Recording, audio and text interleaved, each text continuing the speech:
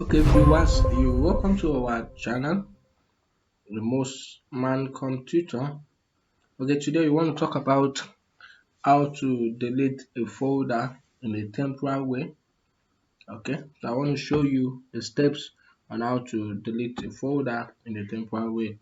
Okay, the first step you need to take is you right click on the folder that you want to delete. So this is the folder I want to delete. I right click on it and then I select delete on this pop-up menu. If you don't want to do it that way, you can also select the folder. You press delete key on your keyboard and the folder will be deleted. So this is what happens.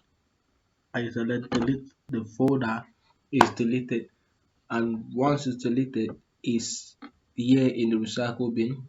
If you need it again, you can easily right click on the recycle bin, open it.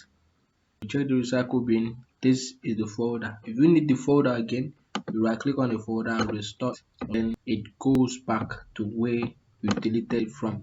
So this is where the folder was deleted from. So with this, that is how to delete a folder in a temporary way.